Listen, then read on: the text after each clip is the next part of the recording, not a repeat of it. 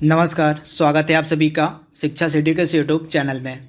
दोस्तों, हमने RRB, NTPC और ग्रुप डी के लिए जो टेस्ट सीरीज स्टार्ट की है उसके भाग 2 को आज हम इस वीडियो में देखेंगे। इससे पहले हमने टेस्ट सीरीज़ का जो भाग 1 था उसको हमने कंप्लीट करा दिया था। भाग 1 में हमने टोटल 30 प्रश्नों को सॉल्व करवाया था, जो कि मोस्ट इम्पॉर्टेंट 30 प्रश्न थे जीके, जीएस और करंट अफेयर्स के। तो आज हम भाग 2 को कवर करेंगे इस टेस्ट सीरीज के, तथा इस वीडियो में भी हमने टोटल 30 प्रश्नों को सम्मिलित किया हुआ है जीके, जीएस और करंट अफेयर्स के।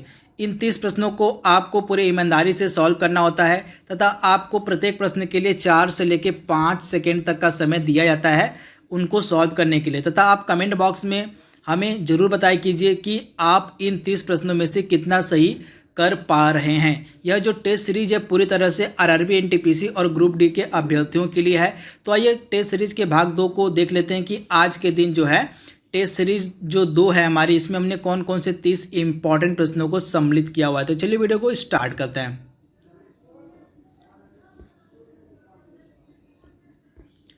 तो पहला प्रश्न हमारा आज का है, किस शहर को आर्किटेक्चर की पहली यूनेस्को विश्व राजधानी घोषित किया गया है। सुपर इंपॉर्टेंट प्रश्न। तो इस प्रश्न का राइट आंसर क्या हो जाएगा?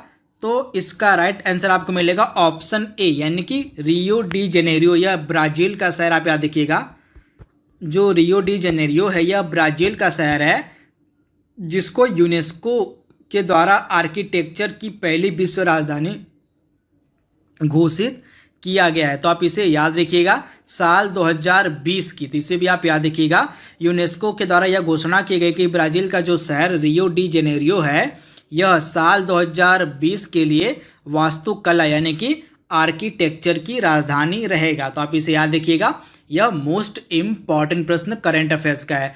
अब बात यहाँ पे यूनेस्को की है। तो यूनेस्को का कई बार जो है हेडक्वार्टर पूछ लिया जाता है आपसे एग्जाम में। तो यूनेस्को का हेडक्वार्टर कहाँ मिलेगा आपको? तो पेरिस में। कहाँ? तो पेरिस में जो है आपको यूनेस्को का हेडक्वार्टर मिलेगा। कहाँ पे? तो पेरिस में जो है यूनेस्को का हेडक्वार्टर स्थित है। तथा यूनेस्को की स्थापना किस वर्ष की गई थी? तो 1946 में जो है यूनेस्को की स्थापना की गई थी। तो इतनी सारी चीज़ें आपको याद रखनी है। दूसरा प्रश्न हमारा क्या कह रहा है? तो दूसरा प्रश्न कह रहा है, निम्नलिखित में से कौन सा भारत का सबसे भारी संचार उपग्रह, यानी कि जो आपको बताना जो कम्युनिकेशन सैटेलाइट है भारत का सबसे भारी, निम्नलिखित में से कौन सा है? आपके पास 4 सेकेंड का समय है। तो भारत का जो सबसे भारी संचार उपग्रह है उसको कहा जाता है GSAT-11, यानी ऑप्शन ए इसका बिल्कुल सही है। जो GSAT-11 है यह भारत का सबसे भारी यानी कि सबसे हैवी सैटेलाइट माना जाता है। कम्युनिकेशन सैटेलाइट यानी कि संचार उपग्रह, यह भारत का सबसे भारी संचार उपग्रह है GSAT-11। आप इसे याद रखिएगा। इसका कुल वजन कितना है? तो इसका कुल वजन है, बताया जाता है 5854 किलोग्राम। तो इसका वजन भी आप याद रखिएगा। GSAT-11 का कुल वजन है 5854 किलोग्राम तथा यह भारत का सबसे भारी संचार उपग्रह है। दूसरा प्रश्न यह था हमारा। तीसरा प्रश्न क्या कह रहा है देख लेते हैं। तो तीसरा प्रश्न कह रहा है, देश का 25वां जो उच्च न्यायालय है कहाँ स्थापित किया गया है? सुपर इंपॉर्टेंट प्रश्न, जल्दी से जवाब दीजिए इसका। तो हमारे देश का जो 25वां उच्च न्यायालय है यह अमरावती यानी कि आंध्र प्रदेश में स्थित है। तो इसका राइट आंसर आपको मिलेगा आंध्र प्रदेश। आंध्र प्रदेश के अमरावती में। कहाँ? तो आंध्र प्रदेश के अमरावती में जो है देश का 25वां उच्च न्यायालय स्थापित किया गया है। तो आप इसे याद रखिएगा, मोस्ट इंपॉर्टेंट प्रश्न। एक चीज़ और इससे आपसे पूछी जा सकती है कि जो देश का हमारे 25वां उच्च न्यायालय बनाया गया है इसके पहले न्यायाधीश मतलब मुख्य न्यायाधीश कौन बने इस हाईकोर्ट के? तो जो अमरावती में हाईकोर्ट बनाया गया देश का 25वां, इसके जो मुख्य न्यायाधीश बनाए गए हैं पहले, उनका नाम है विक्रम नाथ। ये नाम आप याद रखिएगा। इस हाईकोर्ट के जो है पहले मुख्य न्यायाधीश बने विक्रम नाथ। तो इसे भी आप याद रखिएगा, ये मोस्ट इंपॉर्टेंट प्रश्न है। अगला प्रश्न हमारा कह रहा है, भारत का पहला गेमिंग विश्वविद्यालय कहाँ स्थित है? जल्दी से जवाब दीजिए इसका। तो भारत का जो पहला गेमिंग विश्वविद्यालय है यह कहाँ पे स्थापित किया गया है? तो आंध्र प्रदेश में। यानी राइट आंसर आपको मिलेगा ऑप्शन ए, आंध्र प्रदेश में जो है भारत का पहला गेमिंग विश्वविद्यालय स्थापित किया गया है। तो राइट आंसर है ऑप्शन ए। अगला प्रश्न हमारा है, वर्ष 2018 का ऑक्सफोर्ड डिक्शनरी का हिंदी शब्द निम्नलिखित में से कौन था। आपको बताना है कि 2018 के लिए जो है ऑक्सफोर्ड डिक्शनरी के द्वारा हिंदी शब्द किसे घोषित किया गया है। तो 2018 के लिए जो हिंदी शब्द है वह घोषित किया गया था नारी शक्ति। तो यार इसका राइट आंसर हो जाएगा नारी शक्ति। और 2019 के लिए कौन सा हिंदी शब्द घोषित किया गया ऑक्सफोर्ड डिक्शनरी के द्वारा, तो संविधान। तो दोनों आपको याद रखना है।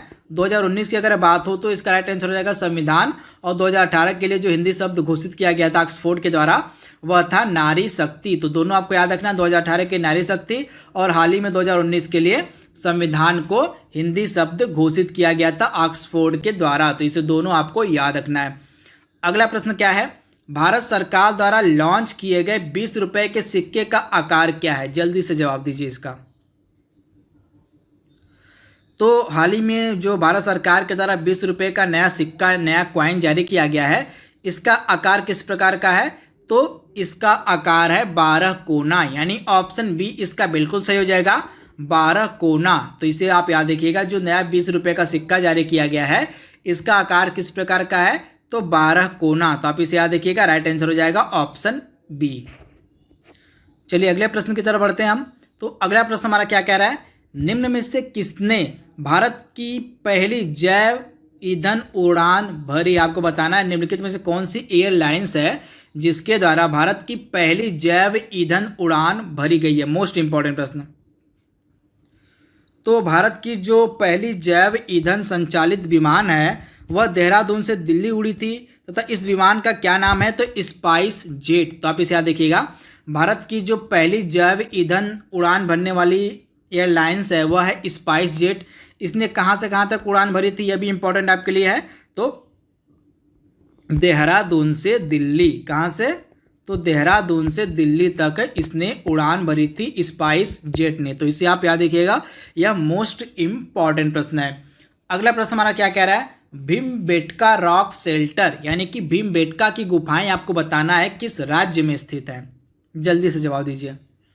तो भीमबेटका की जो गुफाएं हैं आपको कहाँ पे मिलेंगी, तो मध्य प्रदेश राज्य में। कहाँ, तो मध्य प्रदेश का एक जिला है रायसेन। आप इसे याद देखिएगा, मध्य प्रदेश में एक जिला है रायसेन, यहीं पे आपको मिलेंगी भीमबेटका की गुफाएं। तो आप इसे याद देखिएगा, यह मोस्ट इंपॉर्टेंट प्रश्न है। अगला प्रश्न हमारा क्या कह रहा है, इनमें से कौन गूगल के सीईओ हैं। सुपर इंपॉर्टेंट प्रश्न। तो गूगल के सीईओ प्रेजेंट टाइम में कौन है, तो सुंदर पिचाई, यानी ऑप्शन ए इसका बिल्कुल सही है। सुंदर पिचाई जो हैं ये गूगल के क्या हैं, तो ये सीईओ हैं। तो आप इसे याद रखिएगा। तथा ये किस आईआईटी संस्थान से पढ़े, ये भी इंपॉर्टेंट आपके लिए है। तो जो गूगल के प्रेजेंट टाइम में सीईओ हैं सुंदर पिचाई, ये कहाँ से ग्रेजुएट हैं, तो आईआईटी खड़गपुर से। कहाँ से, तो आईआईटी खड़गपुर से ग्रेजुएट हैं सुंदर पिचाई, जो कि प्रेजेंट टाइम में गूगल के सीईओ हैं। तो आप इसे याद रखिएगा। वहीं अगर हम सेकेंड ऑप्शन की बात करें सत्या नडेला की, तो सत्या नडेला किस कंपनी के सीईओ हैं, तो माइक्रोसॉफ्ट के। किसके, तो माइक्रोसॉफ्ट कंपनी के सीईओ हैं सत्या नडेला। और स्टीव जॉब्स किस कंपनी के सीईओ हैं, तो एप्पल के सीईओ हैं स्टीव जॉब्स। और जेफ बेजोस किस कंपनी के सीईओ हैं, तो अमेजॉन के। किसके, तो अमेजॉन के सीईओ हैं जेफ बेजोस। तो चारों नाम आपके लिए इंपॉर्टेंट है, यहाँ से कोई भी एक पूछा जा सकता है। अगला प्रश्न हमारा है, अफगानिस्तान की राजधानी आपको बताना है निम्नलिखित में से कौन है। तो अफगानिस्तान की राजधानी निम्नलिखित में से कौन है, तो राइट आंसर हो जाएगा आपका काबुल, यानी ऑप्शन बी इसका बिल्कुल सही है, काबुल। वहीं इस्लामाबाद किस देश की राजधानी है, तो पाकिस्तान की राजधानी इस्लामाबाद आपको मिलेगी।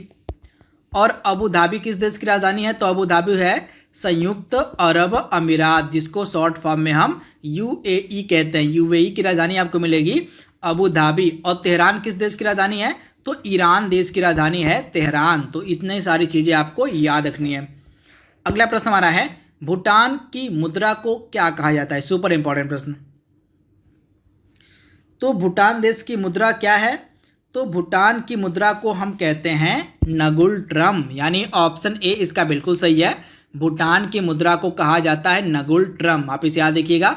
भूटान की राजधानी क्या है? तो थिम्पू। क्या है? थिम्पू जो है भूटान की राजधानी है और भूटान की मुद्रा को कहा जाता है नगुल ट्रम। तो इसे आप याद रखिएगा। वहीं दिरहम किस देश की मुद्रा है? तो दिरहम किस देश की मुद्रा है? तो संयुक्त अरब अमीरात यानी कि यूएई की। और क्यात किस देश की मुद्रा है? तो म्यांमार की जो मुद्रा है इसको हम कहते हैं क्यात। तो इसे भी आप याद रखिएगा। तथा ये जो टोमान मुद्रा ये 100% आपके एग्जाम में पूछी जाएगी, क्योंकि इस मुद्रा को हाल ही में एक देश के द्वारा अपनाया गया है। उस देश का नाम है ईरान। तो आप इसे याद रखिएगा। ईरान की जो नई करेंसी है, नई मुद्रा है, उसको कहा जाता है टोमान। इससे पहले ईरान की मुद्रा थी रियाल, तथा रियाल के स्थान पे जो है ईरान ने नई मुद्रा को अपनाया, उसका नाम रखा है टोमान। तो इसे आप याद रखिएगा। यह प्रश्न आपके एग्जाम में जरूर पूछा जाएगा। अगला प्रश्न हमारा है, कौन सा शहर गुलाबी शहर के रूप में जाना जाता है? तो पिंक सिटी किस शहर को कहते हैं? तो इसका राइट आंसर आपको मिलेगा पिंक सिटी, यानी कि गुलाबी शहर कहा जाता है किसको? तो जयपुर को। यानी ऑप्शन सी इसका बिल्कुल सही है। जयपुर को जो है गुलाबी शहर कहा जाता है। तो आप इसे याद रखिएगा। अगला प्रश्न हमारा है, भारत का सबसे ज्यादा आबादी वाला राज्य कौन सा है? सुपर इंपॉर्टेंट प्रश्न। तो यहाँ पे हम 2011 सेंसस के अनुसार उसकी बात कर रहे हैं। तो 2000 सेंसस के आंकड़ों के अनुसार 2000 सेंसस यानी कि 2011 की जो जनगणना हुई थी उसके आंकड़ों के अनुसार जो है भारत का सबसे ज़्यादा जनसंख्या यानी कि आबादी वाला जो राज्य है वह है उत्तर प्रदेश। तो इसका राइट आंसर आपको मिलेगा उत्तर प्रदेश। वहीं अगर हम भारत के सबसे कम आबादी वाले राज्य की बात करें 2011 के सेंसस के अनुसार तो सिक्किम इसका राइट आंसर हो जाएगा। तो दोनों आपको याद रखना है। 2011 की जनगणना के अनुसार भारत का सबसे कम आबादी वाला राज्य था सिक्किम और सबसे ज़्यादा आबादी वाला राज्य था उत्तर प्रदेश। तो ये दोनों आपको याद रखना है। आरबीआई के 23वें गवर्नर आपको बताना है। तो आरबीआई के 23वें गवर्नर कौन थे? तो आरबीआई के 23वें गवर्नर थे रघुराम राजन। तो आप इसे याद रखिएगा। रघुराम राजन जो थे ये आरबीआई के 23वें गवर्नर थे। और वर्तमान में हमारे गवर्नर कौन है? तो शक्तिकांत दास जो हैं वर्तमान में हमारे गवर्नर हैं। कौन से क्रम के गवर्नर हैं? तो 25वें क्रम के आरबीआई के गवर्नर हैं शक्तिकांत दास। शक्तिकांत दास से पहले कौन गवर्नर थे? तो उर्जित पटेल थे। ये कौन से नंबर के गवर्नर थे? तो ये 24वें नंबर के गवर्नर थे। इन्हें भी आप याद रखिएगा। 23वें नंबर के हमारे आरबीआई गवर्नर थे रघुराम राजन, 24वें नंबर के थे उर्जित पटेल और 25वें नंबर पे यानी कि वर्तमान में हमारे आरबीआई के गवर्नर हैं शक्तिकांत दास। तो आप इसे याद रखिएगा। आरबीआई जो है हमारे देश का केंद्रीय बैंक है। अगला प्रश्न हमारा है, तिब्बत में इनमें से कौन सी नदी का स्रोत है? यानी कि इन तिब्बत से कौन सी नदी निकलती है आपको बताना है। तो सतलुज नदी इसका राइट आंसर हो जाएगा। यानी ऑप्शन जो ए है इसका बिल्कुल सही है। तिब्बत में जो है सतलज नदी का स्रोत है, यानी ऑप्शन ए इसका बिल्कुल सही हो जाएगा। तिब्बत मतलब सतलज नदी। अगला प्रश्न हमारा क्या है, पूना पैक्ट किस वर्ष हस्ताक्षरित किया गया था? सुपर इंपॉर्टेंट प्रश्न। तो पूना पैक्ट पे आपको याद रखिए किन दो नेताओं ने हस्ताक्षर किए थे? तो महात्मा गांधी और डॉक्टर BR अम्बेडकर के द्वारा जो है पूना पैक्ट पर हस्ताक्षर किया गया था। कब किया गया था? तो 26 सितंबर 1932 को। अब डेट आपके लिए इंपॉर्टेंट है। 26 सितंबर 1932 को महात्मा गांधी और डॉक्टर BR अम्बेडकर के द्वारा पूना पैक्ट पर हस्ताक्षर किए गए थे। तो आप इसे याद रखिएगा। अगला प्रश्न हमारा है, मनुष्य द्वारा इस्तेमाल किया जाने वाला पहला अनाज कौन सा था? सुपर इंपॉर्टेंट प्रश्न, इसका जवाब दीजिए आप। तो मनुष्य के द्वारा इस्तेमाल किया जाने वाला जो पहला अनाज था उसका क्या नाम था? तो गेहूं इसका राइट आंसर हो जाएगा। मनुष्य के द्वारा जो पहला अनाज इस्तेमाल किया गया था वह था गेहूं, यानी ऑप्शन बी इसका बिल्कुल सही है, गेहूं। अगला प्रश्न हमारा है, भारत का सर्वोच्च कानूनी अधिकारी कौन होता है? सुपर इंपॉर्टेंट प्रश्न, यानी कि भारत सरकार का वकील कौन होता है, सिंपली आपसे पूछा जा रहा है। तो भारत सरकार का जो सर्वोच्च कानूनी अधिकारी होता है, भारत सरकार का जो वकील होता है वह होता है अटॉर्नी जनरल ऑफ इंडिया, यानी कि भारत का महान्यायवादी जो होता है यह भारत सरकार का सर्वोच्च कानून अधिकारी होता है। तो इसे भी आप याद रखिएगा। तथा वर्तमान में हमारे अटॉर्नी जनरल ऑफ इंडिया यानी कि महान्यायवादी कौन है? तो के वेणुगोपाल। कौन है? तो के वेणुगोपाल जो हैं ये वर्तमान में हमारे क्या हैं, तो हमारे महान्यायवादी हैं। तो इसे भी आप याद रखिएगा। तथा कौन से आर्टिकल के तहत महान्यायवादी की नियुक्ति की जाती है, तो आर्टिकल 76 यानी कि अनुच्छेद 76 के तहत जो है महान्यायवादी की नियुक्ति की जाती है। तो आप इसे याद रखिएगा, यह मोस्ट इम्पॉर्टेंट प्रश्न है। अगला प्रश्न हमारा क्या है, रामायण के लेखक कौन है। तो रामायण का जो लेखक है इनमें से कौन है, तो ऋषि वाल्मीकि, यानी ऑप्शन बी इसका बिल्कुल सही है। रामायण के लेखक कौन माने जाते हैं, तो वाल्मीकि जो हैं रामायण के लेखक माने जाते हैं। तो इसे भी आप याद रखिएगा। तथा तुलसीदास के द्वारा किसकी रचना की गई थी, रामचरितमानस की जो रचना है यह तुलसीदास जी के द्वारा की गई थी। तो इसे आप याद रखिएगा, यह मोस्ट इंपॉर्टेंट। उसके बाद कालिदास के द्वारा किस प्रसिद्ध ग्रंथ की रचना की गई थी, तो अभिज्ञान शकुंतलम। तो इसे भी आप याद रखिएगा। अगला प्रश्न है, भारत में नगर पालिका का सदस्य बनने के लिए आवश्यक न्यूनतम आयु सीमा क्या है। सुपर इंपॉर्टेंट प्रश्न। तो भारत में नगर पालिका का सदस्य बनने के लिए जो आवश्यक न्यूनतम आयु सीमा रखी गई है वह रखी गई है 21 वर्ष, यानी ऑप्शन ए इसका बिल्कुल सही है, 21 वर्ष यानी ऑप्शन ए। अगला प्रश्न हमारा है, द्वितीय गोलमेज सम्मेलन किस वर्ष आयोजित किया गया था। सुपर इंपॉर्टेंट प्रश्न। द्वितीय गोलमेज सम्मेलन जानने से पहले ये जान लेते हैं पहला गोलमेज सम्मेलन और दूसरा जो गोलमेज सम्मेलन था यह कब आयोजित किया गया था। तो पहला जो गोलमेज सम्मेलन था यह 12 नवंबर 1930 से, ये डेट आपके लिए इंपॉर्टेंट है, 12 नवंबर 1930 से लेकर यह चला था 13 जनवरी 1931 तक। तो डेट आप याद रखिएगा, 12 नवंबर 1930 से लेके 13 जनवरी 1931 तक चला था पहला गोलमेज सम्मेलन। और दूसरा गोलमेज सम्मेलन कब हुआ था, तो दूसरा गोलमेज सम्मेलन हुआ था 7 सितंबर से लेके 1 दिसंबर 1931 तक। कब से, तो 7 सितंबर से लेके आपका हो जाएगा 1 दिसंबर 1931 तक चला था आपका द्वितीय गोलमेज सम्मेलन। और तीसरा गोलमेज सम्मेलन कब हुआ था, तो 17 नवंबर से लेके 24 दिसंबर 1932 को। तो 3 गोलमेज सम्मेलन हुए थे, तीनों आपको याद रखने हैं। पहला हुआ था 12 नवंबर 1930 से 13 जनवरी 1931 तक, दूसरा हुआ था 7 सितंबर से लेके 1 दिसंबर 1931 तक, और तीसरा आयोजित किया गया था 17 नवंबर से लेके 24 दिसंबर 1932 के मध्य। तो तीनों गोलमेज सम्मेलन आपको याद रखने हैं। तथा इन तीनों गोलमेज सम्मेलन का आयोजन कहाँ किया गया था, तो लंदन में। कहाँ, तो लंदन में इन तीनों गोलमेज सम्मेलन का आयोजन किया गया था। अगला प्रश्न क्या कह रहा है हमारा, स्नूकर में गेंदों की संख्या यानी कि बॉल्स की संख्या कितनी होती है। तो स्नूकर में गेंदों की संख्या कुल कितनी होती है, तो 21, यानी ऑप्शन ए इसका बिल्कुल सही है, स्नूकर में कुल 21 गेंदें होती हैं। अगला प्रश्न हमारा क्या कह रहा है, कौन सा ऑपरेटिंग सिस्टम इसमें से नहीं है।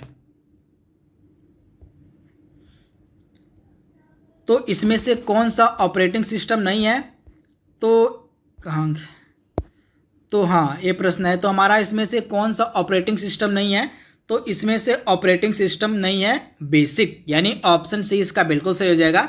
जो बेसिक जो है यह एक ऑपरेटिंग सिस्टम नहीं है। अगला प्रश्न हमारा है, जब कंप्यूटर ऑन किया जाता है और ऑपरेटिंग सिस्टम हार्ड डिस्क से मुख्य मेमोरी में लोड हो जाता है तो उसको क्या कहा जाता है। तो इसका राइट आंसर हो जाएगा बूटिंग, यानी ऑप्शन ए इसका बिल्कुल सही हो जाएगा, बूटिंग। अगला प्रश्न हमारा क्या कह रहा है, फर्स्ट जनरेशन कंप्यूटर का इसमें से कौन सा उदाहरण है। सुपर इंपॉर्टेंट प्रश्न। तो इसमें से कौन सा फर्स्ट जनरेशन कंप्यूटर का उदाहरण है, तो IBM 701, यानी ऑप्शन ए इसका बिल्कुल सही है, IBM 701 जो है यह फर्स्ट जनरेशन कंप्यूटर का उदाहरण है। अगला प्रश्न हमारा क्या कह रहा है, इनमें से किस कारक पर तारों का रंग निर्भर करता है। तो तापमान पर यानी कि टेम्परेचर पर जो है तारों का जो रंग होता है वह निर्भर करता है। तो ऑप्शन सी इसका बिल्कुल सही है, टेम्परेचर। अगला प्रश्न हमारा क्या कह रहा है, ऑक्सीजन में परमाणुओं की संख्या आपको बतानी है। सुपर इंपॉर्टेंट प्रश्न। तो ऑक्सीजन में परमाणुओं की संख्या कितनी होती है, तो ऑक्सीजन में परमाणु संख्या होती है 8, यानी ऑप्शन बी इसका बिल्कुल सही है, ऑक्सीजन में परमाणुओं की संख्या कितनी होती है 8। तो आप इसे याद रखिएगा। अगला प्रश्न जो है सुपर इंपॉर्टेंट प्रश्न, लगातार एग्जाम में पूछा गया है, इनमें से कौन सी गैस गुब्बारा में भरी जाती है? सुपर इंपॉर्टेंट प्रश्न। तो गुब्बारे में कौन सी गैस भरी जाती है? तो हीलियम गैस।